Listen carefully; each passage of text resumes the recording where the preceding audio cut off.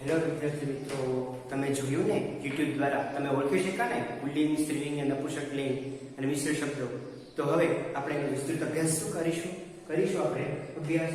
તો પુલ્લિંગ, જો પુલ્લિંગ શબ્દ જે છે એમાં વિસર્ગ આવે અને જાણો છો તો વિસર્ગમાં જોઈએ આપણે આ કેવું હોય એશહ એટલે આ, અને જેને પ્રશ્ન પૂછવા હોય કહ તો એ કોણ, જો વિસર્ગ આવે અને વિસર્ગ દ્વારા પ્રશ્ન પૂછાય અને જે જવાબ મળે તે પુલ્લિંગ કહેવાય છે. જોઈએ કહ એટલે કોણ, એશહ એટલે આ. જોઈએ તો કહ બાલ, કહ અહીંયા આપણે ઉદાહરણ જોઈએ તો અહીંયા જોઈએ તો કે કહ બાલ, તો પ્રશ્નાર્થી મૂકી દઈએ આપણે.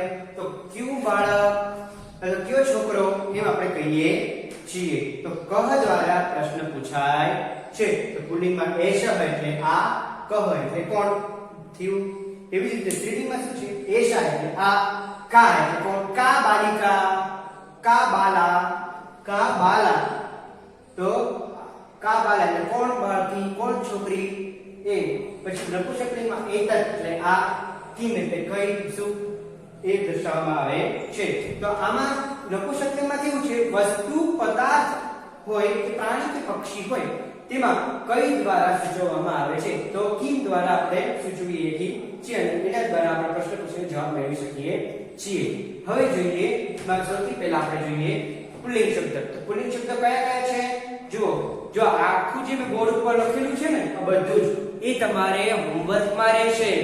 આખું જ તમારે બોર્ડ ઉપર લખેલું જે છે એ તમારા હોમવર્કમાં રહેશે. આવી રીતે ગુજરાતી સાથે લખવાનું છે. અત્યારથી કહી દઉં છું, હવે આપણે શીખી લઈએ.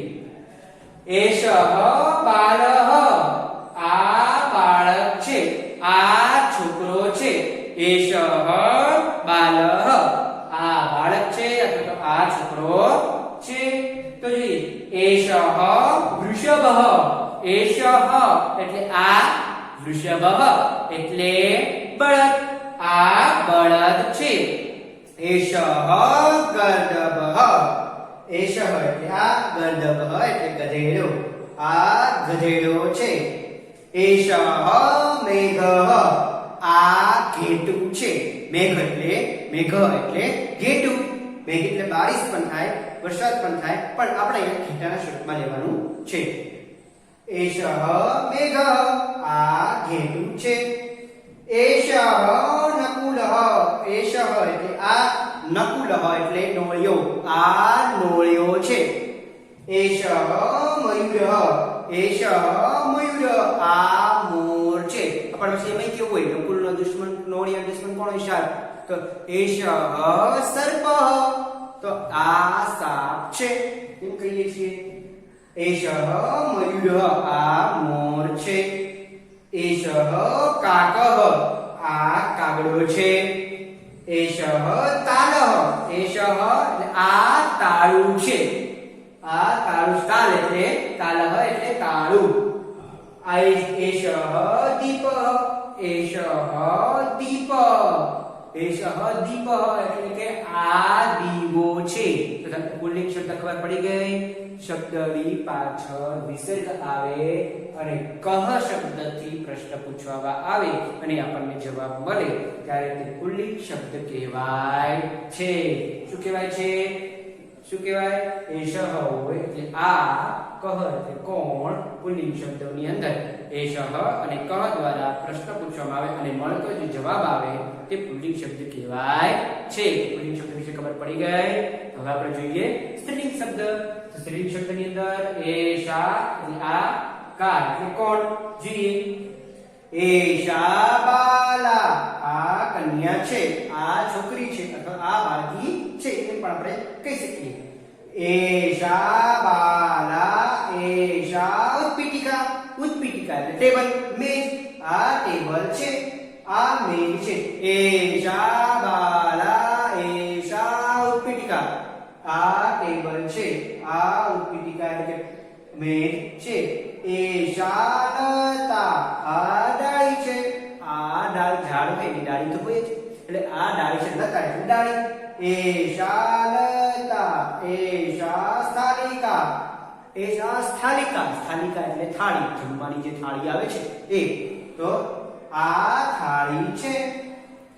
એષા પુષ્પાધાની, એષા પુષ્પાધાની, પુષ્પાધાની નો મતલબ શું થાય છે? ફૂલદાની. આ ફૂલદાની છે. એષા શાટિકા, શાટિકા એટલે સાડી, આ સાડી છે. એષા ચટકા, આ ચકલી છે. એષા નદી, આ નદી છે. એષા ચુલ્લી, આ ચૂલો છે. એષા કુંચિકા, આ ચાવી છે. તો સ્ત્રીલિંગ શબ્દની ઓળખ શું હતી? મેં તમને કીધું હતું પહેલા. સ્ત્રીલિંગ શબ્દની ઓળખ આવે છે આ અને ઈ. આ ઈ ઉભો માત્રા અને તમે જોવો છો રસ્વઈ અને દીર્ઘઈ. આ જે માત્રા જે છે એ માત્રા દ્વારા અને રસ્વઈ દીર્ઘઈ દ્વારા આપણે સ્ત્રીલિંગ શબ્દની માહિતી આપણને અને તેનો ઓળખાણ આપણે થાય શકે છે. બાલા, બાલામાં માત્રા છે. પછી આવશે ઉત્પીઠિકા, પીઠિકા, ઈ આવે છે ઈ માત્રા, બંનેની માત્રા છે અને સાથે આ પણ માત્રા છે, ત્રણેય. તો ઉત્પીઠિકા એટલે આ ટેબલ છે.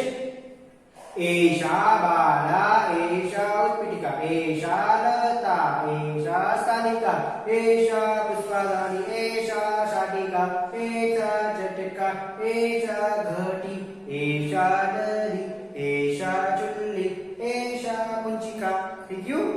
તો આ કન્યા છે, આ ટેબલ છે, આ ડાળી છે, આ થાળી છે, આ ફૂલદાની છે, આ સાડી છે, આ ચકલી છે, આ ઘડિયાળ છે, આ નદી છે, આ ચૂલો છે, આ ચાવી છે. સ્ત્રીલિંગ શબ્દ તમને ખબર પડી ગઈ હશે કે શું આવે સ્ત્રીલિંગ શબ્દમાં? માત્રા આવે અને રસ્વઈ દીર્ઘઈ આવે છે. આ માત્રા આ, ઈ અને ઈ દ્વારા સ્ત્રીલિંગ શબ્દ આપણે જાણી શકીએ છીએ. તો હવે જોઈએ આપણે પુલ્લિંગ શબ્દ કઈ રીતે જાણી શકીએ? વિસર્જ દ્વારા. શેના દ્વારા? વિસર્જ દ્વારા આપણે જાણી શકીએ છીએ.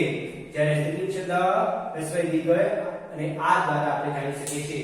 આ ઈ દ્વારા. હવે નપુંસકલિંગ શબ્દ જે છે એ નપુંસકલિંગ શબ્દો એ આપણે બિંદી દ્વારા, બિંદી અને મ દ્વારા આપણે જાણી શકીએ છીએ. શેના દ્વારા? બિંદી અને મ. છેલ્લે મ આવે, શબ્દના અંતમાં છેલ્લે મ આવે ત્યારે આપણે તે નપુંસકલિંગ જે શબ્દ છે એને ઓળખી શકીએ છીએ. એને ઓળખવા માટે, નપુંસકલિંગ શબ્દને ઓળખવા માટે શું કરવું જોઈએ? તો બિંદી અને મ આ દર્શાવવામાં આવે છે એટલે જોઈએ.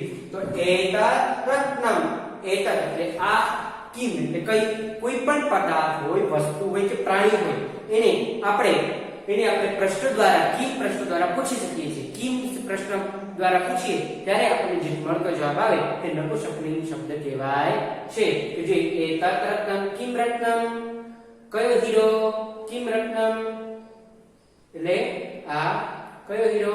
તો આ હીરો છે. તો એતત રત્નમ, આ હીરો છે. એતત વિમાનમ, એતત વિમાનમ આ વિમાન છે. એતત છત્રમ, એતત છત્રમ, છત્રમ એટલે છત્રી, આ છત્રી છે.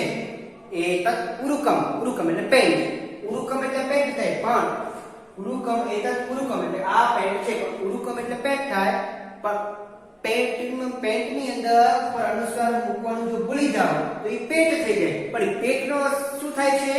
ઉદરમ. પેટ એટલે ઉદરમ. સંસ્કૃતમાં પેટને ઉદરમ કહેવાય છે. ઉદરમ એટલે પેટ. પણ જ્યારે પેન્ટ હોય, આપણું જે આ પેન્ટ છે એ પેન્ટને આપણે ઉરુકમ કહીએ છીએ. એટલે એને પેન્ટ ઉપર અનુસ્વાર, પે ઉપર અનુસ્વાર આવે જ. પે ઉપર અનુસ્વાર ન મૂકો તો શબ્દ ખોટો પડે. કઈ રીતે? એતત ઉરુકમ, ઉરુકમ એટલે પેન્ટ. પણ સંસ્કૃત સાચું છે પણ તમે ગુજરાતી ખોટું લખ્યું છે. આ પેન્ટ છે એમ લખ્યું છે. આપણે લખવાનું શું હોય? આ પેન્ટ છે એ લખવાનું હોય છે. એટલે પેન્ટ જે છે એ ઉરુકમ અને પેટ જે છે એ ઉદરમ આવે છે. ખ્યાલ આવી ગયો? હવે જોઈએ એતત ધનમ, એતત ધનમ આ રૂપિયો છે, આ રૂપિયો છે. એતત પુસ્તકમ આ પુસ્તક છે. એતત લસુનમ, લસણમ એટલે આ લસણ છે. હવે લસણની જગ્યાએ આપણે ડુંગળી લેવી હોય તો હવે ડુંગળીને આપણે શું કહીએ સંસ્કૃતમાં? તમને ખબર છે ડુંગળીને આપણે શું કહીએ? પલાંડુ. શું કહીએ છીએ? ડુંગળીને આપણે સંસ્કૃતમાં કહીએ છીએ પલાંડુ. પલાંડુ એટલે ડુંગળી. પલાંડુ નો અર્થ શું થાય છે? ડુંગળી. પલાંડુ એટલે ડુંગળી. એતત પલાંડુ. પલાંડુ મ આગળ લાગે છે તો પલાંડુ એટલે ડુંગળી અને લસુણમ એટલે લસણ. તો ખ્યાલ આવી ગયો. એતત લોક્યાનમ. લોક્યાનમ એટલે બસ. આ બસ છે. એતત સીવનમ યંત્રમ. એતત સીવનમ યંત્રમ. શું કહે છે? એતત સીવનમ યંત્રમ. સીવન યંત્રમ એટલે કે સીવવા માટેનો સંચો. આપણે કપડા સીવીએ છીએ, વસ્ત્ર સીવીએ છીએ, એના માટેનો સંચો. તો આ સીવવાનો સંચો છે. એતત સીવન યંત્રમ. આ સીવવાનો સંચો છે. હવે આપણે જોઈએ ગાડું. આપણે ગાડીમાં સવારી કરીએ છીએ એને આપણે શું કહીએ છીએ? લોક્યાનમ. જ્યારે આપણે ગાડામાં સવારી કરીએ છીએ, બળદગાડામાં, તેને આપણે શું કહીએ છીએ? તો એતત સટકમ. સટકમ એટલે ગાડું. આ ગાડું છે. આ ગાડું છે. તો સટકમ એટલે ગાડું, પણ લોક્યાનમ એટલે ગાડી, બસ, ટ્રક આદિ વગેરે થાય છે. પણ જ્યારે સટકમ એટલે ગાડું. ગાડું નો અર્થ થાય છે એતત સટકમ. એ સટકમ એટલે કે આ ગાડું છે. તો તમને નપુંસકલિંગની અંદર ખબર પડી ગઈ હશે. ઉમ્મીદ છે તમને ખબર પડી ગઈ જ હશે. નપુંસકલિંગનો કઈ રીતે ઓળખી શકાય? તો બિંદી દ્વારા અને છેલ્લે મ દ્વારા. તો એતત રત્નમ. આ હીરો છે. એતત વિમાનમ. આ વિમાન છે. એતત છત્રમ. આ છત્રી છે. એતત પુરુકમ. આ પેન્ટ છે. એતત ધનમ. આ રૂપિયો છે. એતત પુસ્તકમ. આ પુસ્તક છે. એતત લસણમ. આ લસણ છે. એતત પલાંડુનમ. તો પલાંડુ એટલે ડુંગળી. આ ડુંગળી છે. એતત લોક્યાનમ. આ બસ છે. એતત સીવન યંત્રમ. તો આ સીવવાનો સંચો છે. એતત સટકમ. એતત સટકમ. તો આ ગાડું છે. તમને પુલ્લિંગ શબ્દ, સ્ત્રીલિંગ શબ્દ, નપુંસકલિંગ શબ્દ તો આવડી ગયા હશે. સાચું ને? તો હવે આપણે જોઈએ મિશ્ર શબ્દ. મિશ્ર શબ્દ આમ બધા ભેગા જ છે.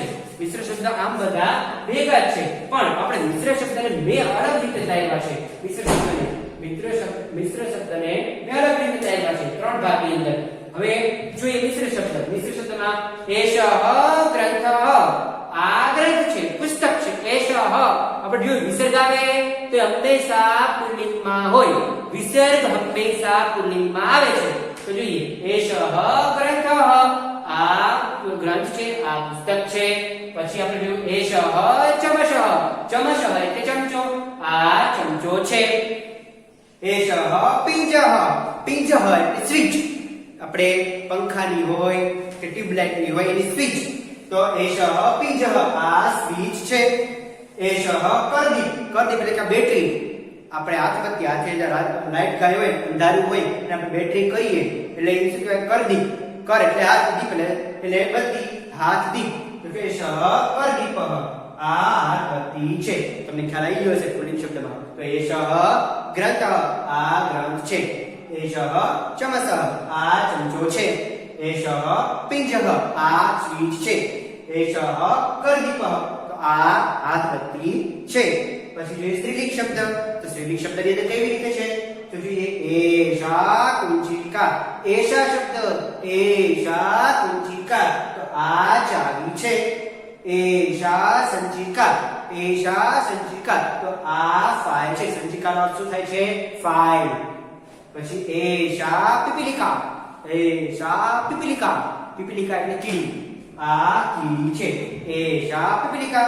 આ કીડી છે. એષા દ્રોણી. દ્રોણી એટલે ડોલ. નાવા માટેની ડોલ, પાણી ભરવા માટેની ડોલ. તો એષા દ્રોણી. આ ડોલ છે.